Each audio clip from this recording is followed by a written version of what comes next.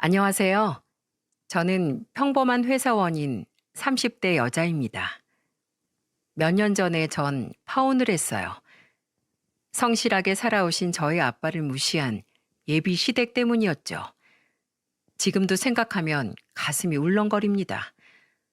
가끔 다른 분들의 사연을 들으면서 착하게 살아야겠다는 생각을 많이 하는데 우리 가족의 이야기를 들으면 아마 더 그런 생각을 하게 되지 않을까 하는 생각이 드네요. 인생은 길고 인연은 많죠. 우리는 언제 어디에서 어떤 인연을 만날지 모르기 때문에 항상 인간다움을 잊지 않고 착하게 살아야 한다고 생각합니다. 무슨 이야기길래 이렇게 서론이 기냐고요? 이제부터 기가 막힌 저희 아빠의 이야기를 시작해 보겠습니다. 저희 아빠의 어린 시절은 무척 가난했다고 해요. 드라마에 나오는 가난한 주인공처럼 학창 시절에 도시락을 제대로 싸오지 못해서 수도가에서 물을 마시며 줄임배를 채웠다고 하셨죠. 한 번은 친구가 도시락 뚜껑을 여는데 고소한 멸치볶음과 신김치뿐이었는데도 그게 너무 부러워서 훔치고 싶은 마음이 드셨대요. 친구가 화장실 간 사이에 5만 가지 생각이 다 드셨답니다. 너무 먹고 싶다. 한 번만 실컷 먹어봤으면 좋겠어. 친구니까 이해해주지 않을까? 몰래 가져가서 먹으면 아무도 모를 거야. 그런데 들키면 어떻게 하지? 아빠가 도시락을 뚫어져라 보는 사이에 아빠 친구가 자리로 돌아왔나 봐요. 아빠는 놀란 표정으로 친구를 쳐다보셨답니다. 마치 속을 들킨 것처럼 발가벗고 서 있는 듯한 기분이 드셨대요. 너 뭐하냐고 같이 도시락 먹자는 친구의 말도 뒤로 한 채 아빠 눈동장을 가로질러 무작정 뛰셨다고 해요. 태어나서 처음으로 느낀 수치심이었습니다. 하마터면 도둑질할 뻔했다는 생각에 정신이 아찔해진 아빠는 다시 그런 짓 하지 않도록 늘 마음에 새기고 사셨답니다. 아무리 가난해도 남의 물건을 탐하지는 않겠다고요. 별것 아닌 일이었지만 아빠는 도시락을 탐냈던 자신이 부끄러웠는지 그날 이후로 꼭 떳떳하게 돈을 모아 부자가 되겠다고 결심하셨죠. 그리고 결혼 후에는 그 생각이 더 강해지셨다고 합니다. 언니와 저 두 딸을 낳고 나니 자식에게 가난을 대물림하는 게 죽기보다 싫으셨다고 해요. 그래서 아빠는 막노동이든 뭐든 돈만 많이 준다면 밤낮 할 것 없이 닥치는 대로 일을 하며 열심히 돈을 모으셨습니다. 알뜰한 엄마는 아빠가 벌어오는 돈 헛되로 쓰는 법 없이 야무지게 살림을 하셨죠. 어린 시절에 자다가 슬며시 눈을 뜨면 한밤중에 통장을 보고 계시던 아빠의 모습이 생각이 나네요. 소주 한 잔 들이키고 통장에 찍힌 숫자를 보고 소주 한 잔 들이키고 통장에 찍힌 숫자 보고 그땐 통장이 아빠의 유일한 술 친구였나 봅니다. 그 정도로 악착같이 일하신 우리 아빠는 몇 년 뒤에 용달차 하나를 사셨어요. 우리 집에도 이제 차가 생겼다며 언니와 저는 좋아서 방방 뛰었죠. 비록 1톤 용달차였지만 우리 가족은 너무 행복했어요. 저는 처음 우리 네 식구가 용달차를 타고 여행 간 날을 잊지 못해요. 운전하는 아빠 옆에 나란히 앉은 언니와 저, 그리고 엄마는 라디오를 들으며 도로를 달리는 것만으로도 너무 즐거웠습니다. 언니와 저는 무척 신이 나서 외쳤어요. 아빠, 아빠, 음악 좀 더 크게. 그렇게 좋아? 어. 언니와 제가 동시에 대답했습니다. 그날 우린 난생 처음으로 해수욕장에 가서 물놀이도 실컷 하고 맛있는 것도 많이 먹었죠. 그동안 일하느라 바빴던 아빠는 모처럼 가족들과 즐거운 시간을 보내셨습니다. 바닷물에 발을 담그고 환하게 웃던 아빠의 그 얼굴은 지금도 잊혀지질 않네요. 그 이후 용달차는 우리 집 밥벌이가 되었어요. 아빠는 용달차로 원룸 이사를 주로 하셨거든요. 주로 학생들이나 1인 가구가 이용하는 원룸 이사는 큰 가구나 가전을 옮길 필요가 없는 만큼 하루에 여러 개 일을 할 수가 있었죠. 아마도 아빠는 열심히 하는 만큼 돈을 벌 수가 있으니까 그 일을 시작하셨던 것 같습니다. 그리고 아빠는 그때부터 열심히 재테크 공부를 하셨어요. 주식 책도 보시고 부동산 책도 보시고요. 모인 돈을 어떻게 하면 잘 불릴 수 있을까 고민을 많이 하셨죠. 어린 나이에도 아빠가 참 성실해 보였습니다. 우리 아빤 항상 바쁘게 사셨어요. 집에서 쉬는 날이 거의 없으셨습니다. 몸살이 심하게 난 날에도 고객과의 약속은 지켜야 한다며 원룸으로 찾아가 이삿짐을 옮겨주시곤 하셨죠. 그런 아빠가 안쓰러웠는지 엄마가 아빠를 따라가서 짐을 함께 옮겨주곤 하셨는데 20살이 된 저는 아빠를 돕고 싶었습니다. 그래서 원룸 이사 일을 따라 나섰죠. 처음엔 하지 말라며 반대하셨던 아빠는 작은 딸을 데리고 함께 일하러 나가는 길이 즐거우셨는지 아르바이트를 챙겨줄 테니 다른 곳에 가지 말고 아빠 옆에 있으라고 하시더군요. 저도 아빠 옆에서 일하는 게 좋았습니다. 항상 바빠서 얼굴도 잘 볼 수 없던 아빠였는데 함께 용달차를 타고 가면서 이런저런 얘기를 할 수 있는 시간이 저에게는 너무 소중했거든요. 그런데 하루는 특별한 일이 있었습니다. 보통 대학생 손님이 많은 원룸 이사였는데 예약한 곳을 가보니 그곳은 커다란 인테리어 사무실이었어요. 아빠와 저는 당황했죠. 잠시 후에 말끔한 정장을 차려입은 여자분이 나오시더라고요. 그분은 이곳 사장님이라고 하셨는데 아빠를 아시는 것 같았어요. 안녕하세요. 저 혹시 기억나세요? 누구신지 모르시는군요. 이거 서운한데요. 계절 바뀔 때마다 문자도 보내시더니. 그리고 여자분이 손을 가리고 호호호 하고 웃더라고요. 아빠를 보는 눈길이 예사롭지가 않아서 저는 기분이 살짝 상했습니다.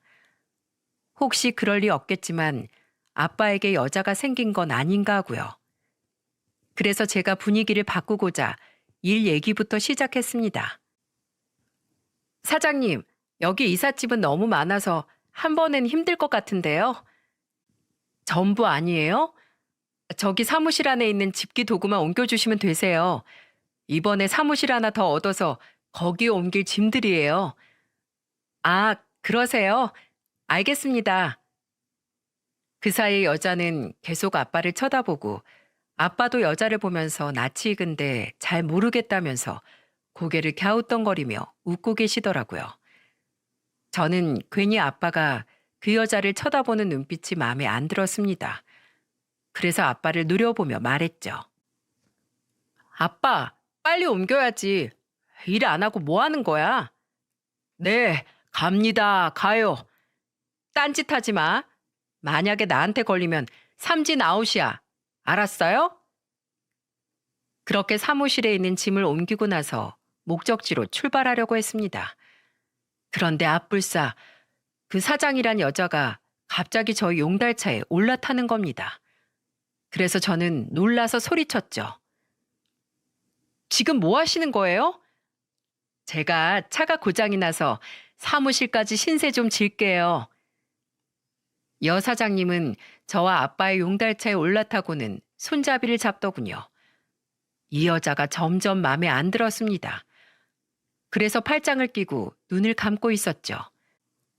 아빠와 여자가 무슨 얘기를 나누나 신경이 곤두서 있었지만은요. 그러다가 문득 아까 여자가 한 말이 생각나서 물었어요. 아저씨 계절 바뀔 때마다 문자도 보내시더니 그 말이 무슨 뜻이에요? 네? 아빠가 문자 보냈어요? 무슨 오해가 있나 봐요. 무슨 오해요? 아저씨는 계절이 바뀔 때마다 혹시 새로 이사 계획은 없으신지, 이사 계획이 있으시다면 본인을 이용해달라고 마케팅 문자를 보내셨잖아요. 어쩜 이리 꼼꼼하신지. 전 그 문자를 받을 때마다 기분이 좋더라고요. 마케팅 문자요? 아, 네. 입에 풀칠이라도 하려면 뭐라도 해야죠. 아, 근데 왜 기분이 좋아요? 아저씨 참 성실하시잖아요. 처음 아저씨가 원룸에서 제 이삿짐 옮겨주셨을 때도 정말 고마웠는데 계절이 바뀔 때마다 문자를 보내주셔서 그걸 볼 때마다 괜히 기분이 좋아지더라고요. 덜컹거리는 용달차에서 이 무슨 해괴한 이야기람? 저는 이 여자의 말을 도무지 이해할 수가 없었습니다. 그런데 뭔가 아련한 표정을 짓던 이 여자는 아빠에게 말을 건네는 겁니다. 저 기억하시겠어요? 관악구 원룸에서 쓰러진 여학생인데. 관악구? 저 병원에 데려다 주시고 부모님께 연락도 해주시고 남은 이삿짐의 쓰레기까지 모두 정리해주고 가셔서 그때 정말 고마웠어요. 그 학생이야? 아빠는 그제야 생각나는지 놀라서 입을 못 다무시더라고요. 아유, 성공했네. 이제 몸은 좀 괜찮아요? 그럼요. 아저씨 덕분에 이렇게 건강하게 잘 지내죠. 한번 꼭 뵙고 싶었어요. 아저씨 아니었으면 저 정말 위험할 뻔했다고 하시더라고요. 쓰러진 사람 구하는 건 당연한 거지 뭘. 그래도요. 그날 하루 공치신 거나 다름없으니까 짜증나실 법도 한데 마무리까지 너무 잘해주고 가셔서 제가 이사할 일 있으면 꼭 아저씨께 연락드려야겠다고 생각하고 있었어요. 뭘 그렇게까지 생각해? 저희 부모님도 얼마나 고마워하셨는지 몰라요. 그때 보답해드리고 싶었는데 싫다고 하셔서 결국에 저희가 은인에게 보답도 못하고 이렇게 시간만 보내버렸네요. 괜찮아요. 괜찮어. 옆에서 들어보니 사장이 된 이 여자가 대학교 때 원룸 이사를 하다가 쓰러졌는데 아빠가 병원에 데리고 갔다는 말인 것 같았습니다. 어려울 때 도와준 고마움을 잊지 못하고 몇 년이 지나 아빠에게 다시 이사를 도와달라고 전화한 것 같더라고요. 손님이 서비스를 잊지 못하고 다시 찾아주실 때 그 고마움은 말로 설명할 수가 없죠. 다시 불러주는 게 보답이라고 아빠가 거듭 말씀하셨는데 그 정도는 보답이 아니었나 봐요. 사무실에서 집으로 가는 이사가 모두 끝난 다음 여자가 다시 말을 꺼냈습니다. 아저씨, 이 지역에 땅이 나오면 무조건 사세요. 땅? 네. 아저씨 열심히 일하시는 모습 보고 저런 분이 꼭 부자가 되셔야 한다고 생각했는데 마침 좋은 개발 소식이 들려서 아저씨 생각이 났어요. 땅을 사라고? 직접 꼭 한번 확인해 보세요. 네? 땅을 사라니 이 여자는 끝까지 의문투성이었어요. 신종 부동산 사기가 아닐까 의심도 되고요. 그런데 아빠는 그 여자에게 다시 확인하더군요. 어느 지역이 좋은지 물어보고요. 시세가 어떤지도 물어보고요. 그건 당연한 일이었죠. 아빠도 평소에는 부동산에 관심이 많았으니까요. 그렇게 여자가 던져준 말에 아빠는 몇 날 며칠 고민에 빠졌습니다. 그리고 어느 날 엄마에게 이렇게 말하더군요.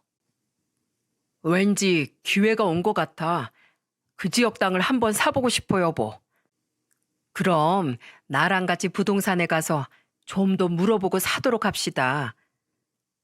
엄마는 아빠의 말을 따르기로 했지만 혹시나 하는 마음에 부동산 업체에서 이런저런 정보들을 들어보기로 했습니다.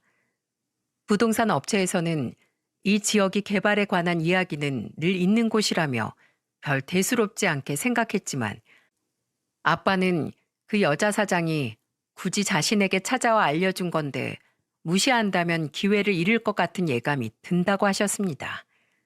그 후에도 부동산 토지 투자와 관련된 공부를 많이 하시던 아빠는 결국 그 지역에 급매로 나온 땅을 구매하셨고 아빠는 또다시 열심히 일하셨습니다. 그런데 세월이 흐른 뒤 아빠가 땅을 산 그 지역이 아파트 재개발 지역으로 선정되어 우리는 몇 배 이익을 얻게 되었죠. 조그만 18평 아파트에 네 식구가 복작복작 모여 살던 우리 가족은 커다란 36평대 새 아파트로 이사할 수 있게 되었고, 아빠는 새로 번 돈을 미천 삼아 원룸 이사보다 큰 포장이사 전문업체 사장님이 되셨습니다. 하지만 아무리 덩치가 커졌어도 항상 정성을 다해 이삿짐을 옮겨준다는 아빠의 신념은 변하지 않았죠. 그렇게 세월이 흘러 저도 어느새 회사에 취직하게 되었어요. 그리고 어느 날 저를 좋게 본 회사 동료가 소개팅을 제안하더군요. 어느새 30이 훌쩍 넘어버린 전 혹시나 하는 마음으로 그 제안을 받아들였습니다. 떨리는 마음으로 소개팅 장소에 나갔죠. 먼저 소개팅 장소에 도착해서 앉아있던 남자가 저와 눈이 마주쳤습니다. 그는 환하게 웃더군요. 나중에 알았지만 처음 봤을 때부터 그는 제가 마음에 들었나 봐요. 저는 그 마음을 모른 채 자리에 앉았습니다. 그런데 우리 두 사람 모두 말이 없었어요. 무슨 말을 해야 할지 몰라서 커피숍을 두리번거리는데 저도 모르게 커피잔을 떨어뜨리고 말았죠. 와장창 커피잔이 깨지자 전 당황해서 어쩔 줄 몰랐습니다. 그런데 그 남자가 직원을 불러서 이렇게 말하더군요. 여기 혹시 밴드가 있습니까? 밴드요? 네, 이분 손에 상처가 나서요. 저는 당황해서 손을 감췄죠. 빨리 커피잔을 치워야 할 것 같은데 밴드라뇨. 직원에게 괜한 심부름을 시킨 것 같아서 저는 다친 손을 계속 감추었어요. 그리고 직원에게 말했죠. 저 괜찮아요. 딱 봐도 비싼 커피잔 같은데 너무 죄송해요. 아니에요. 밴드 한번 찾아볼게요. 직원이 떨떠름한 표정으로 밴드를 가지러 간 사이 저는 남자에게 말했어요. 저 사람 일하는데 괜히 너무 귀찮게 했나 봐요. 미안해서 어떡해요? 뭐가 미안해요. 가만히 있어 봐요. 커피잔은 제가 변상할게요. 사람이 더 중요한 거 몰라요? 사람이 더 중요하다고 어디서 많이 들어본 말이었어요. 귓가에 딱지가 않도록 들어온 저 말. 바로 아빠의 잔소리였죠. 아빠는 돈을 열심히 모으시면서도 늘 항상 사람이 더 중요한 거라고 얘기해 주셨어요. 사람이 살기 위해서 돈이 필요한 거지 돈만 중요한 건 아니라고요. 그런데 소개팅 남의 입에서 저 말을 들으니 놀랍더라고요. 늘 아빠와 같은 남자와 결혼해야겠다고 생각하고 있던 저는 그에 대한 호감도가 많이 올라갔어요. 이 남자가 만약 아빠처럼 성실하고 착한 사람이라면 남편 자격이 충분하다고 생각했던 겁니다. 그리고 제 예상은 틀리지 않았어요. 이 남자는 성실하면서도 항상 저를 먼저 생각하는 다정다감한 사람이었거든요. 우리는 결국 결혼하기로 약속했습니다. 이 사실을 아빠에게 말하자 아빠는 눈물을 흘리셨습니다. 그리고 저에게 이런 말을 하시더라고요. 아까워서 못 보내겠다. 시집가지 마라. 여보, 얘도 이제 30이에요. 무슨 소리예요, 그게? 아내가 못 보내면 못 보내는 거지. 나이가 대수야? 아빠는 이제 시집가면 친정엔 언제 오겠냐며 아쉬워서 계속 눈물이 난다고 하셨습니다. 아직 결혼하지 않은 언니도 있으니 너도 안 가면 안 되겠냐고 농담도 하시더라고요. 엄마는 그때마다 딸을 둘 다 시집도 못 보내고 집에 끼고 있으면 어떻게 하냐고 아빠를 타박하셨죠. 그렇다고 결혼을 안 시킬 건 아니었지만 아빠는 많이 서운하신지 창밖을 내다보면서 한숨을 쉬기도 하시고 내 어릴 적 사진을 찾아서 보다가 추억을 돌이켜보며 생각에 잠기기도 하셨습니다. 저는 아빠의 마음은 모두 다 알 수 없었지만 깊은 사랑만큼은 느낄 수 있었죠. 아빠가 얼마나 저를 정성스럽게 키워주셨는지 그 마음이 모두 제 마음속에 와닿았습니다. 그래서 결혼하면 아빠 걱정시키지 않고 꼭 잘 살아야겠다고 다짐했죠. 그런데 어느 날부턴가 이 결혼이 괜찮은 걸까 의심이 들기 시작하더군요. 그 일의 시작은 예비 시댁 식구들을 만나면서부터였어요. 결혼 얘기가 나오자마자 예비 시댁에서는 저를 오라며 재촉하기 시작했어요. 여자들은 아무래도 긴장되고 마음의 준비가 필요한데 자꾸만 재촉해서 마음이 편하진 않았지만 어차피 한 번은 겪을 일이라 굳게 마음 먹고 예비 시댁 식구들을 만나기로 했죠.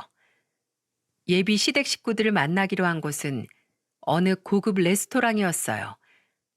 약속 장소에 도착한 저는 꽤 이국적인 분위기에 적응하기가 힘들더라고요.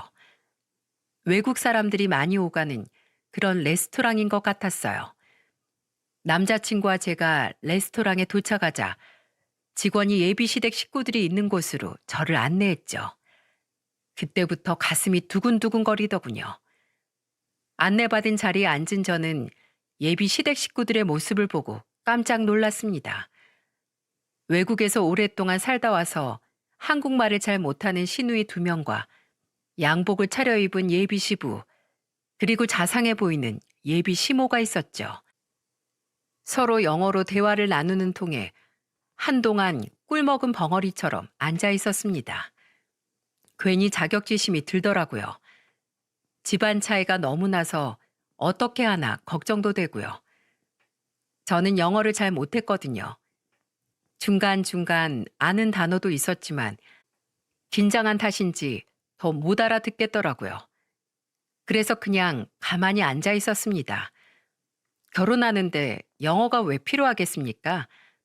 괜히 눈치 보지 말고 당당하게 필요한 말에만 대답하자고 생각하면서요. 그런데 저를 아래 위로 훑어보던 예비 시부가 절 보고 한마디를 하더라고요.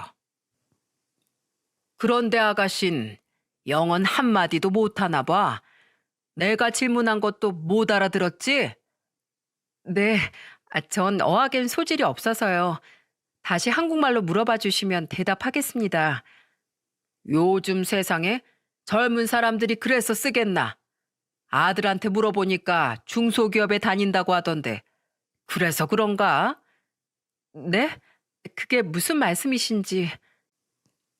예비 시부가 중소기업 다녀서 영어를 못하는 거냐고 물었던 거죠. 은근히 무시하는 그 말을 듣고 나서부터 기분이 좋지 않았어요. 그런데 그 예비 시부가 저를 저격하는 말을 계속 퍼붓는 거예요.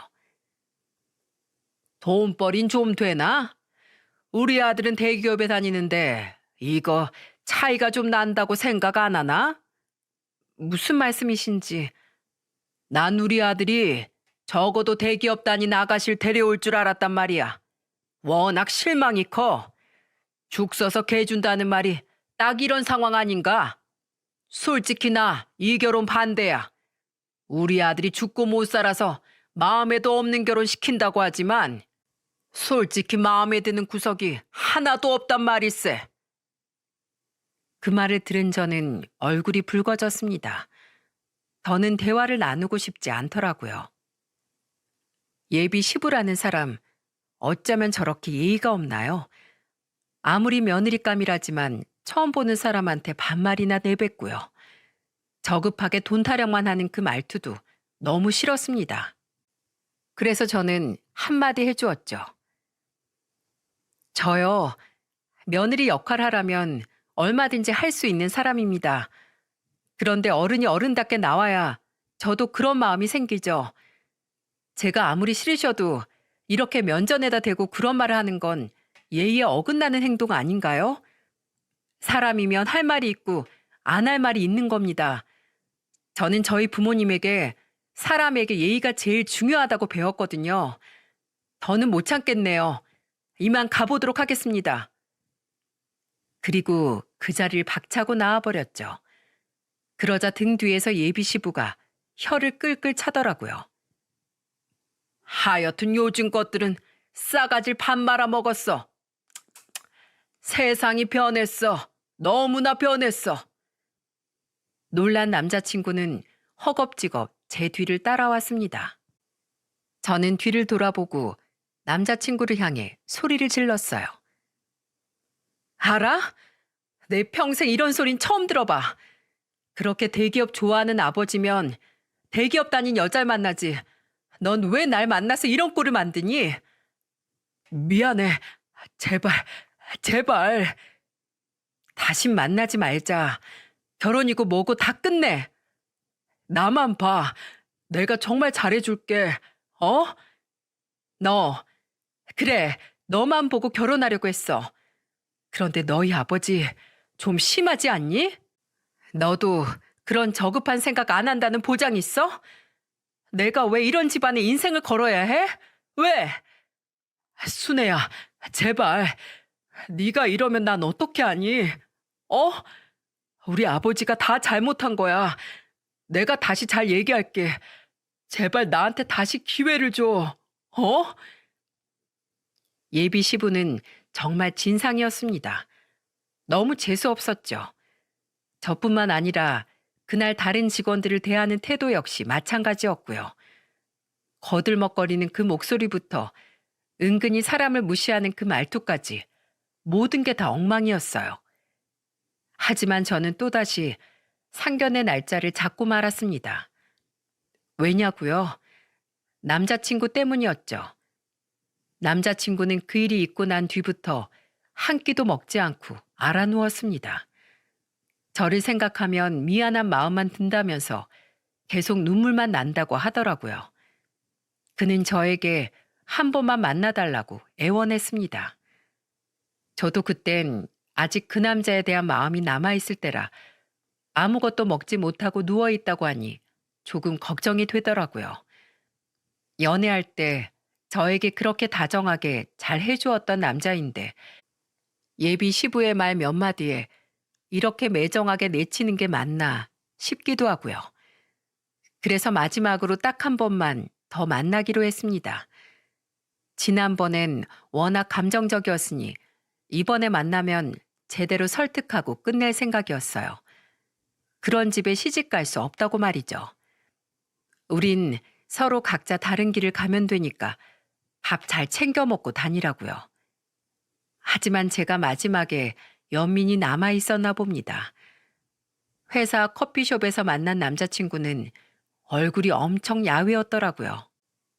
한 끼도 못 먹었다는 그의 말은 사실이었습니다. 그는 울면서 저에게 매달리기 시작했어요.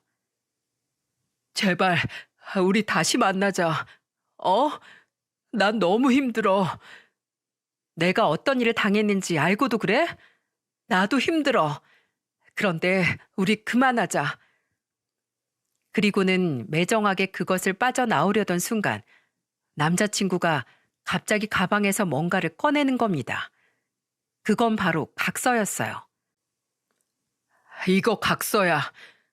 아빠가 더 이상 우리 일에 간섭 안 한다는 각서. 뭐라고? 각서? 난 너 없으면 부모 자식 인연 끊겠다고 했더니 아버지가 써줬어.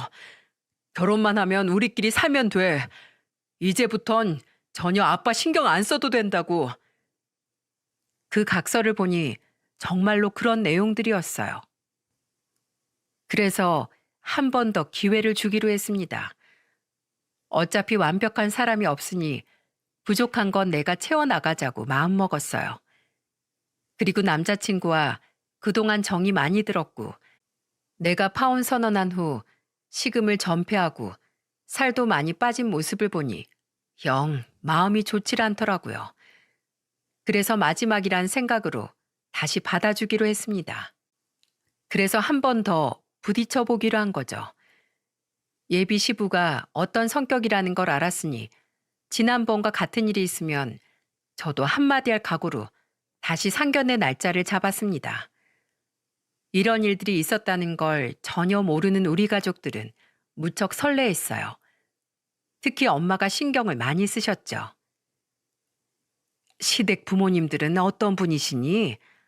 아, 엄마가 실망할 수도 있는데 좀 독특한 분들이셔. 아니, 그게 무슨 말이야? 독특하다니. 성격이 좀 일반 사람들 같지 않더라고. 그래서 저번에 사실 나랑 한바탕 했어. 그러니 엄마, 혹시라도 상견례 때 이상한 말 하면 한 귀로 듣고 한 귀로 흘리면 돼. 알았지? 가능한 빨리 상견례를 끝내고 싶은 저의 속마음이 툭 튀어나와 버렸습니다. 어차피 상견례 때만 잘 지나가면 우리 가족과 얽힐 일은 없을 것 같았거든요. 상견례를 앞두고 부쩍 예민해진 저를 보고 언니와 엄마는 결혼 앞둔 신부들이 저렇게 예민해진다며 웃고 넘어가더라고요. 한편으론 정말 다행이라고 생각했어요. 중소기업 다닌다고 무시받은 걸 알면 우리 집에서도 좋아할 리가 없었으니까요. 하지만 모든 걸 말했어야 했습니다. 상견례가 열리는 그날 상상도 못한 일이 벌어지고 말았습니다. 예비 시댁이 그렇게 쓰레기일 줄은 몰랐어요. 지금부터 저는 고통스러운 그날 상견례의 기억을 다시 떠올려 보고자 합니다. 그날은 유독 날씨가 좋았죠. 엄마, 언니, 그리고 저는 약속 장소로 향했습니다. 아빠는 급한 일이 있으셔서 따로 오시기로 했고요. 저희는 택시를 타고 야외 테라스가 있는 넓은 한정식 집에 도착을 했어요. 한옥으로 꾸며져 있어서 아주 분위기가 좋더군요. 제가 도착했다고 말하자 남자친구가 뛰어나왔습니다. 그리고 언니와 엄마를 예약해둔 방으로 안내했죠. 그곳에는 이미 예비 시부와 예비 시모, 예비 시누이들이 앉아 있었어요. 엄마가 먼저 고개를 숙이며 인사를 했죠. 안녕하세요. 네, 안녕하세요. 그러자 예비 시부가 떨떠름하게 함께 고개를 숙이며 인사하더군요. 그런데 예비 시부를 보자 엄마의 얼굴이 굳었습니다. 엄마, 왜 그래? 아무것도 아니야. 내가 사람을 잘못 봤겠지. 상견례는 시작도 하지 않았는데 엄마는 모든 걸 초월한 듯한 표정으로 생각에 잠겨 있었어요. 그 사실을 모르는 남자친구는 엄마에게 말을 건넸죠. 어머님, 오시느라 힘드셨죠? 괜찮아. 다들 식사들 하세요. 음식들이 아주 잘 나오네요. 한동안 정적이 흘렀습니다. 또 예의 없이 아무 말이나 할 거로 생각했던 예비 시부는 남자친구가 단속을 많이 했는지 입도 뻥끗하지 않고 꿀먹은 벙어리처럼 앉아있더군요. 그러다가 아주 답답했는지 한마디 했습니다. 거 바깥 양반은 언제 오시나? 일 때문에 바쁘셔서 조금 늦으신다고 했잖아요, 아버지. 예비 시부가 입을 열자 남자친구가 긴장되었는지 대화에 끼어들어 먼저 대답을 해버렸습니다. 남자친구가 먼저 나서자 예비 시부도 입을 닫더군요. 그러다가 도저히 못 참겠는지 또 한마디를 했습니다. 아들이 나 실수한다고 말도 못하게 하는데 아직 결혼도 안 한 놈이 제 마누라한테 꽉 잡혀서 벌써 이래서야 쓰겠습니까? 안 그렇습니까? 요즘 아이들이 다 그렇죠. 저는 몹시 마음에 안 듭니다. 뭐가요? 저기 저 댁의 딸이요. 남자를 아주 가지고 놀려고 해요. 가정교육을 도대체 어떻게 시켰길래 어른 앞에서 제 할 말 다 하고 말이야. 그 말을 들은 엄마는 얼굴이 붉어지셨어요. 하긴 상견례 자리에 나와서 딸이 마음에 안 든다고 노골적으로 얘기하는 사돈을 어떻게 좋게 해석해야겠습니까? 엄마는 한숨을 푹 내쉬더니 예비 시부를 향해 말했어요. 우리 애가 그럴 애가 아닌데 도대체 어떻게 하셨길래 얘가 그랬을까요? 뭐요? 우리 애한테 도대체 무슨 말을 하셨냐고요? 대기업 다니는 며느리 보고 싶었는데 넌 중소기업밖에 안 나왔냐? 그랬습니다. 왜요? 틀린 말 했습니까? 뭐라고요? 더 말할 것도 없네요. 이 결혼은 없던 걸로 하죠. 이렇게 사람 무시하는 집안에 딸을 시집 보낼 수 없죠. 그게 무슨 무시입니까? 사실 확인이지. 예비 시부는 도리어 자신이 화가 난다는 듯 인삼주를 연거푸 들이키더군요. 그런데 하필이면 그때 아빠의 용달차가 창밖에 도착했어요. 언니가 아빠를 보고 인사하자 예비 시부는 기가 차다는 듯 더 크게 소리를 지르더군요. 저기 저 용달차 기사가 아버지야? 뭐야 이 집안? 우리 집은 외국물 먹은 집이라고. 그런데 나보고 저런 못 빼어먹은 사람한테 사돈이라고 부르라고? 여보, 그만해요. 이러면 안 되잖아요. 아버지, 제발 가만히 좀 계세요. 네? 예비 시댁에서 온 가족이 예비 시부를 말렸지만 소용없었습니다.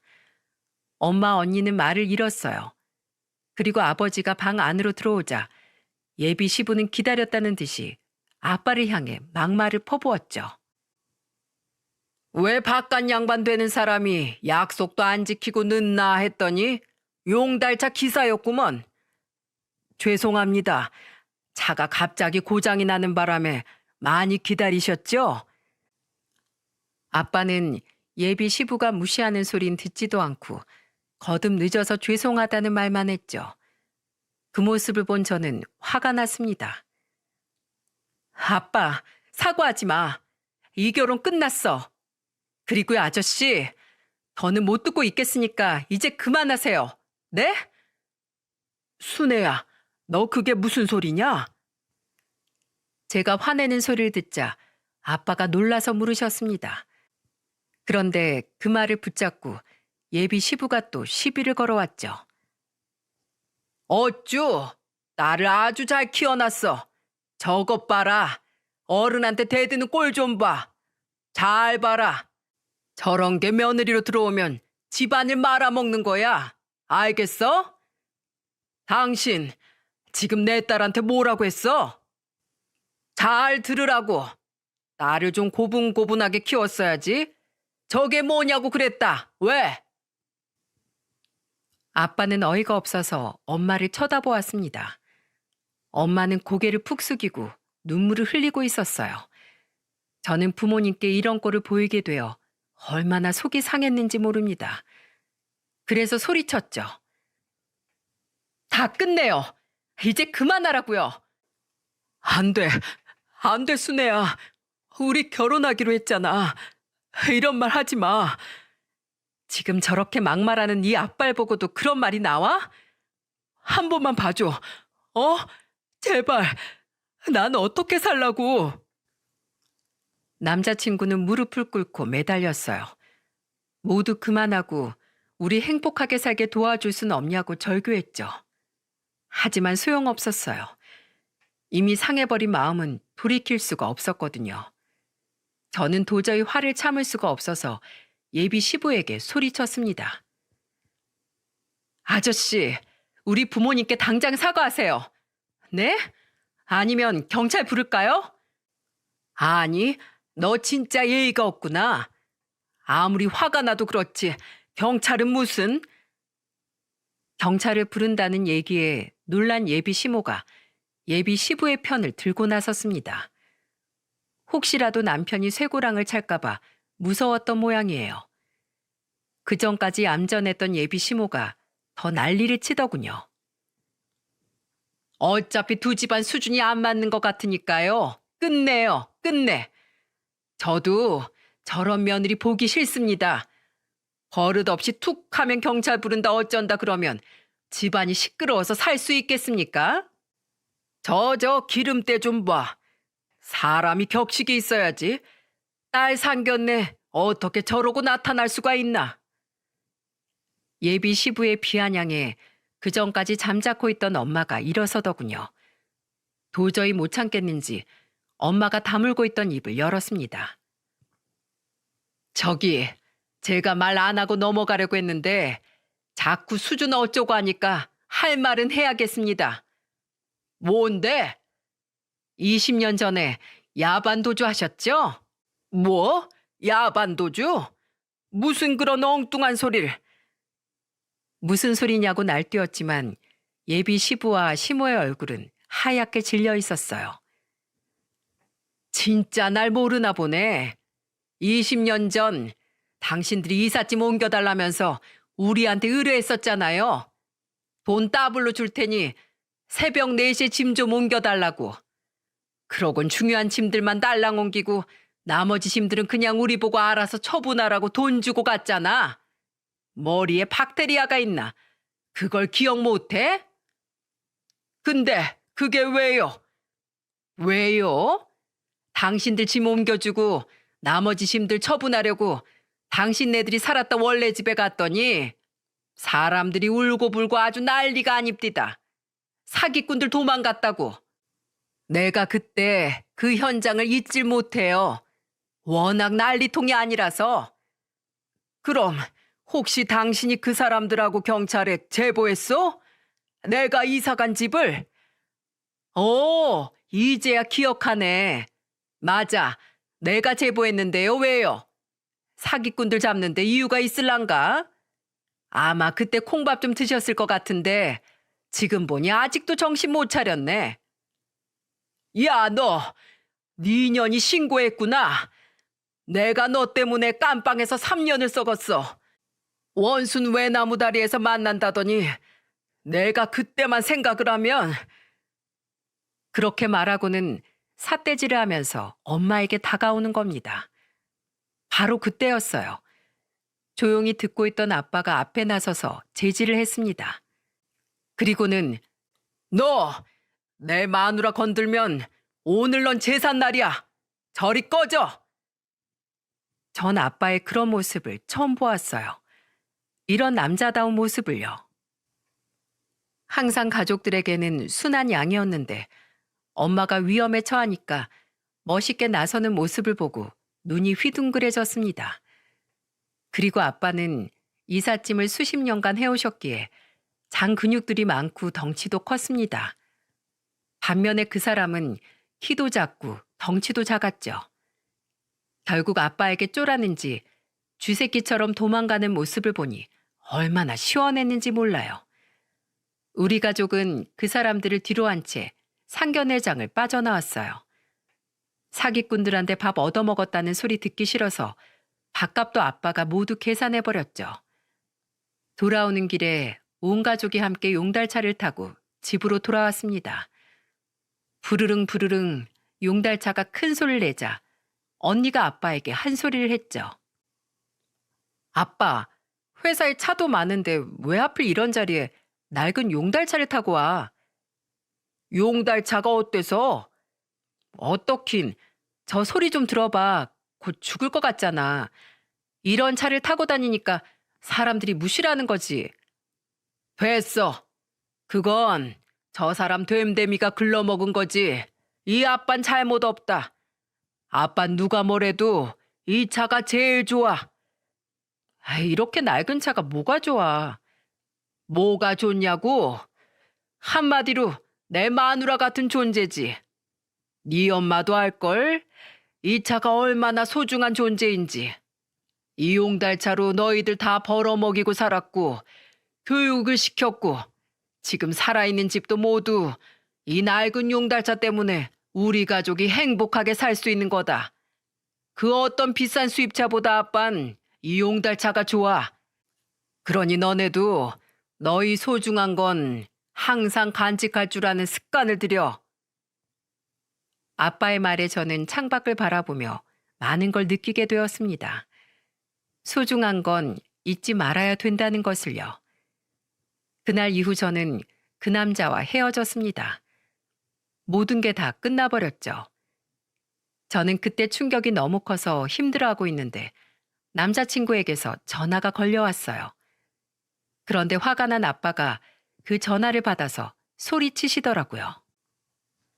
지금 우리 딸도 힘드네. 이제 그만 전화하고 자네 갈 길 찾아가. 이 번호는 없애버릴 테니까 다신 전화하지 말고. 그렇게 말하고는 아빠는 제 전화번호도 바꿔버리셨어요. 혹시 모른다는 생각에 남자친구의 핸드폰과 직장 전화번호 등 관련된 전화번호는 모두 수신 거부 번호로 등록해 두었고요. 저도 아빠와 같은 생각이 들더라고요. 어차피 끝나버린 인연을 길게 아파해봐야 무슨 소용이 있겠습니까? 저는 그 사람을 내 인생에서 완전히 삭제해버렸습니다. 한때 스쳐가는 인연이라고 생각하고 저는 회사 일을 열심히 하고 살았죠. 그런데 6개월쯤 지났을 때 회사 앞에 낯익은 얼굴을 한 사람이 기다리고 있더라고요. 그 사람은 바로 저와 제 부모님에게 막말을 퍼부었던 그 예비 시부였죠. 그렇게 지독하게 막말하고 센 척하던 사람이 예비 시모와 함께 한없이 비참한 모습으로 나타나 저를 보자마자 무릎을 꿇더군요. 그리고 애원했습니다. 이봐, 제발 우리 아들 좀 살려줘요. 내가 잘못했어. 아가씨, 내가 그때 버릇없다고 한 거 다 용서해줘. 제발 우리 아들 좀 만나줘. 제발. 내 눈앞에 있는 부부는 바로 전 남자친구의 부모였습니다. 어쩌면 시부모가 될 뻔한 사람들이었죠. 돌아서려고 하는 저를 붙잡고 목이 맨 그 남자의 엄마가 소리쳤습니다. 우리 아들이 당신이랑 헤어지고 엄마 아빠가 부끄러워서 못 살겠다며 그 좋은 대기업도 그만두고 술만 먹고 논팽이처럼 살고 있어요. 다 부모 탓이지 모든 게 우리 탓이야. 그래도 우리만 보면 욕을 해대는데 내가 아주 못 살겠다고요. 제발 우리 아들 좀 살려줘요. 내가 다 잘못했어. 내가 미쳤지. 상견례에서 만났을 때 무조건 우리 복이라고 생각하고 잘해주고 아껴줬었어 했는데 그걸 모르고 그렇게 며느리 될 사람한테 날뛰었으니 마음 상할 만도 해요. 잘못했어요. 제발. 인제 와서 이게 다 무슨 소용이에요? 네? 아무리 사과를 해도 다친 저의 마음은 절대 열릴 리가 없었죠. 그렇게 그 남자의 엄마를 뿌리치고 돌아서려는데 그 남자 아빠가 손바닥이 발이 되도록 빌고 있는 게 보였습니다. 제발 부탁해요. 이게 다 내 욕심 때문이지. 다 내 탓이야. 남의 눈에 눈물 나게 하면 내 눈에 피눈물 난다더니 그 말이 뭔지 이제 너무 잘 알겠어. 우리 아들 저렇게 술 더 먹다간 병원에서 술병으로 우리보다 먼저 죽을지도 모른다고 하는데 내가 못할 짓이 뭐가 있겠어요. 제발 좀 살려줘요, 아가씨. 그 사람들은 저를 붙잡고 매달렸지만 저는 더 이상 그 얼굴도 보고 싶지 않았어요. 앞으로 착하게 사시고요. 다신 저 찾아오지 마세요. 이미 끝난 인연이니까요. 아가씨, 아가씨, 내가 이렇게 빕니다. 아가씨랑 헤어지고 우리 아들 정신이 돌아서 술만 먹으면 물건 부수고 우리한테 해코지 하는 바람에 무서워서 못 살겠어. 제발 이렇게 빌게요. 그 소리를 들은 저는 뒤도 돌아보지 않고 다시 사무실로 들어와 버렸어요.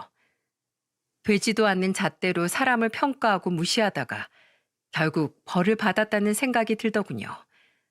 아마 전 남자친구는 저와 파혼을 하면서 충격이 꽤나 컸나 봅니다.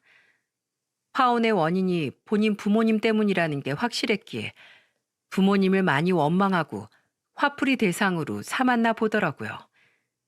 그래도 어쩌겠습니까? 기차는 이미 떠나는 걸요. 더 이상 저는 남자 문제로 제 부모님들에게 걱정을 끼쳐드리고 싶지 않아요. 이번에 제대로 알았거든요. 이 세상에서 가족보다 더 소중한 존재는 없다는 것을요. 그 후로 예전 남자친구와 예비 시댁이 어떻게 살고 있는진 알지 못합니다. 어느 때인가 개과 천선했기를 바랄 뿐이죠. 그렇게 저는 그 남자와의 인연이 끝이 났습니다. 이번 일을 계기로 하나 배운 게 있어요. 절대로 사회적으로 약자들을 무시하거나 함부로 하면 안 된다는 것을요. 그래서 저는 착한 사람들에게 더 많이 베풀고 살기로 했습니다. 틈틈이 봉사활동도 나가기도 하고 아주 작은 성의이지만 불우이웃을 위해 후원도 하고 있어요. 남을 위해 내가 뭔가 할 수 있다는 게 얼마나 큰 행복인지 알면서 지내는 중이랍니다. 여러분도 혹시 지금 누군가에게 상처받거나 고통받고 계신가요? 그렇다면 나보다 힘든 누군가를 위해 선행을 한번 베풀어 보세요. 사람에게 받은 상처는 사람으로 또 치유해야 한다고 하잖아요. 베푸는 기쁨 속에서 어느새 고통은 사라지고 뿌듯함이 내 마음을 가득 채우게 될 거라고 믿어요. 그리고 마지막으로 부모님께도 더 이상 실망시켜드리지 않고 열심히 살겠다고 이 사연을 보시는 시청자님들에게 약속하겠습니다. 더 이상 못난 자식이 되면 안 되니까요. 그럼 모두 모두 행복하세요. 감사합니다.